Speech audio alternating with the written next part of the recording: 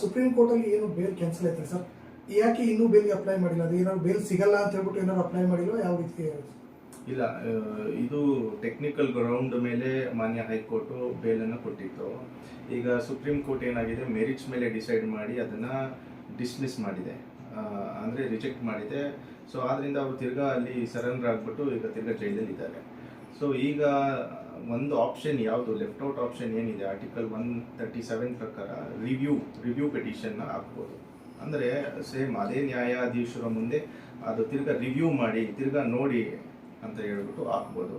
ಅದು ಯಾವ ಗ್ರೌಂಡ್ಸ್ ಮೇಲೆ ಹಾಕ್ಬೋದು ಅಂತ ಹೇಳಿದ್ರೆ, ಯಾವುದನ್ನ ಹೊಸ ಗ್ರೌಂಡ್ಸ್ ಏನಾದರೂ ಇದ್ದರೆ, ಯಾವುದನ್ನ ಬಿಟ್ಟೋಗಿರುವಂತಹ ಗ್ರೌಂಡ್ಸು, ಈಗ ಈ ಹಿಂದೆ ನಾವು ಸರಿಯಾಗಿ ವಾದ ಮಾಡೋಕ್ಕಾಗಿಲ್ಲ, ಈ ಗ್ರೌಂಡ್ಸು ಹಾಕಿಲ್ಲ ನಾವು ದರ್ಶನ್ ಅವರ ಬೇಲ್ ಪ್ಲೀಯಲ್ಲಿ ಅಂತ ಹೇಳಿದರೆ, ಸೊ ಆ ಒಂದು ಸಮಯದಲ್ಲಿ ಹೊಸ ಗ್ರೌಂಡ್ಸ್ ಮೇಲೆ ರಿವ್ಯೂ ಪಿಟಿಷನ್ ಹಾಕ್ಬೋದು. ಬಟ್ ಅದೇ ನ್ಯಾಯಾಧೀಶರ ಮುಂದೆ ಯಾರು ಡಿಸೈಡ್ ಮಾಡಿರ್ತಾರೆ ಅದೇ ನ್ಯಾಯಾಧೀಶರ ಮುಂದೆ 99% ಅದು ಬರುತ್ತೆ.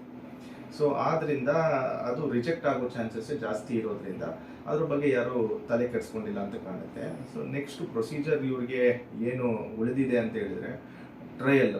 ಈಗ ಟ್ರಯಲ್ ಇನ್ನೂ ಸ್ಟಾರ್ಟೇ ಆಗಿಲ್ಲ. ಚಾರ್ಜ್ ಶೀಟನ್ನು ಹಾಕಿದ್ದಾರೆ, ಫ್ರೇಮಿಂಗ್ ಆಫ್ ಚಾರ್ಜಸ್ ಅಂತ ಇದೆ. ಸೊ ಇದ್ರ ಫ್ರೇಮಿಂಗ್ ಆಫ್ ಚಾರ್ಜಸ್ ಇದೆ, ಹಿಯರ್ ಬಿಫೋರ್ ಚಾರ್ಜ್ ಅಂತ ಇರುತ್ತೆ. ಸೊ ಈ ಸಮಯದಲ್ಲಿ ಎಲ್ಲ ವಕೀಲರು ಯಾರ್ಯಾರು ಇರ್ತಾರೆ ಅವರು ಒಂದು ಡಿಸ್ಚಾರ್ಜ್ ಅಪ್ಲಿಕೇಶನನ್ನು ಸಲ್ಲಿಸ್ಬೋದು.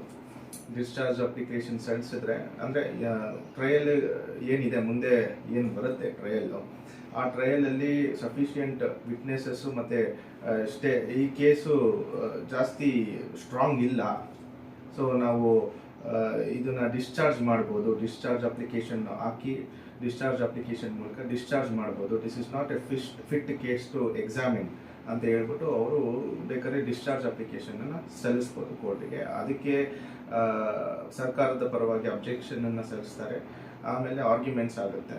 ಆಮೇಲೆ ಇನ್ ಕೇಸು ಕೋರ್ಟ್ ಏನಾದರೂ ಅಂದ್ಕೊಂಡ್ರೆ ಈ ಕೇಸು ತುಂಬ ಇದಿದೆ, ಡಿಸ್ಚಾರ್ಜ್ ಆಗೋಕ್ಕೆ ಫಿಟ್ ಅಂತ ಅಂದ್ಕೊಂಡ್ರೆ ಡಿಸ್ಚಾರ್ಜ್ ಮಾಡ್ಬೋದು. ಇಲ್ಲಿಗೆ ಅವರು ಡಿಸ್ಚಾರ್ಜ್ ಆಗಿ ಆಚೆ ಬರ್ಬೋದು. ಇದೇನಾದರೂ ಇಲ್ಲಿ ರಿಜೆಕ್ಟ್ ಆಗಿ ಆ ಡಿಸ್ಚಾರ್ಜ್ ಅಪ್ಲಿಕೇಶನು ಏನಾದರೂ ಆ ವಕೀಲರು ಏನಾದರೂ ಕಾನ್ಫಿಡೆಂಟ್ ಇದ್ದಲ್ಲಿ ಹೈಕೋರ್ಟ್ ಕೂಡ ಅದಕ್ಕೆ ಡಿಸ್ಚಾರ್ಜ್ ಅಪ್ಲಿಕೇಶನ್ಗೆ ತೊಗೊಂಡು ಹೋಗ್ಬೋದು. ಬಟ್ ಮರ್ಡರ್ ಕೇಸಲ್ಲಿ ಡಿಸ್ಚಾರ್ಜ್ ಮಾಡೋದು ಭಾರಿ ಕಷ್ಟ ಇರುತ್ತೆ. But this is one of the procedure. Here before ಚಾರ್ಜ್ಗಿಂತ ಮುಂಚೆ ಡಿಸ್ಚಾರ್ಜ್ ಅಪ್ಲಿಕೇಶನನ್ನು ಹಾಕ್ಕೊಂತಾರೆ, ಆಮೇಲೆ ಚಾರ್ಜ್ ಆಗುತ್ತೆ, ಫ್ರೇಮಿಂಗ್ ಆಫ್ ಚಾರ್ಜಸ್ ಆಗುತ್ತೆ, ಆಮೇಲೆ ಎವಿಡೆನ್ಸ್ಗೆ ಪೋಸ್ಟ್ ಆಗುತ್ತೆ.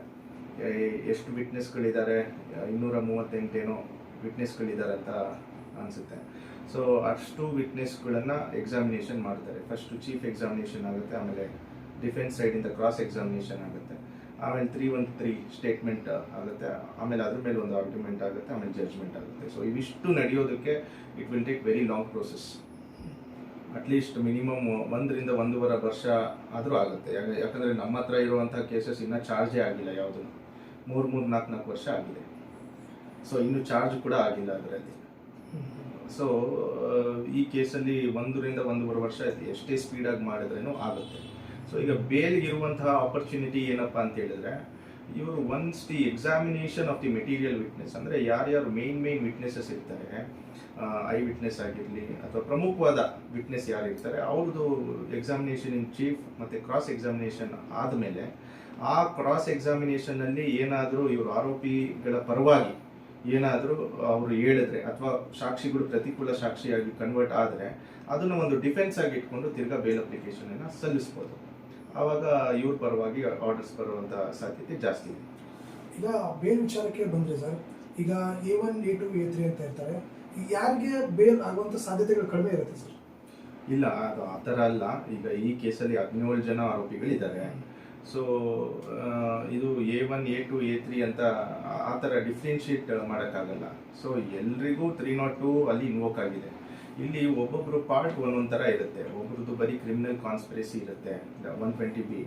ಆ ಕ್ರಿಮಿನಲ್ ಕಾನ್ಸ್ಪಿರಸಿ ಸೆಕ್ಷನ್ನು ಎಷ್ಟು ಡೇಂಜರ್ ಅಂತ ಹೇಳಿದ್ರೆ, ಯಾರು ಆ ಸೆಕ್ಷನನ್ನು ಹಾಕ್ತಾರೆ ಅದರಲ್ಲಿ ಇನ್ ಪರ್ಟಿಕ್ಯುಲರ್ ಇಷ್ಟು ವರ್ಷ ಜೈಲ್ ಅಂತ ಇರಲ್ಲ, 2 ವರ್ಷದಿಂದ ಮೇಲೆ ಅಂತ ಇದೆ. ಇನ್ ಪರ್ಟಿಕ್ಯುಲರ್ ಇರಲ್ಲ ಎಷ್ಟು ವರ್ಷ ಜೈಲು ಅಂತ ಹೇಳ್ಬಿಟ್ಟು. ಏನು ಅಫೆನ್ಸನ್ನು ಮಾಡಿರ್ತಾರೆ, ಮೇಜರೆಸ್ಟ್ ಅಫೆನ್ಸ್ ಏನು ಮಾಡಿರ್ತಾರೆ, ಫಾರ್ ಎಕ್ಸಾಂಪಲ್ 302 ಅದೇನಾದರೂ ಕಮಿಟ್ ಆಗಿದ್ರೆ ಅದೇ ಆ ಅಫೆನ್ಸಿಗೆ ಏನಿದೆ, ಇದು ಹ್ಯಾಂಗ್ ಟು ಡೆತ್ ಇದೆ ಮತ್ತು ಲೈಫ್ ಟೈಮ್ ಇಂಪ್ರಿಸನ್ಮೆಂಟ್ ಇದೆ 302 ಅಲ್ಲಿ. ಆ ಅಫೆನ್ಸಿಗೆ ಏನಿದೆ ಈ 120B ಕಂಟಿನ್ಯೂಯೇಷನ್ ಆಗುತ್ತೆ ಅಂತ ಹೇಳುತ್ತೆ ಆ ಸೆಕ್ಷನ್.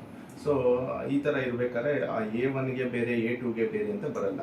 ಇಲ್ಲಿ ಟ್ರಯಲ್, ಇವಾಗ ಟ್ರಯಲ್ಗೆ ಪೋಸ್ಟ್ ಆಗಿದೆ. ಟ್ರಯಲಲ್ಲಿ ಕ್ಲೀನಾಗಿ ಎಕ್ಸಾಮಿನೇಷನ್ ಆದರೆ ವಿಟ್ನೆಸ್ಗಳನ್ನ ಇವರು ಪರ್ಮನೆಂಟಾಗಿ ಹೊರ ಬರ್ಬೋದು ಅಕ್ವಿಟ್ ಮಾಡಿಕೊಂಡು.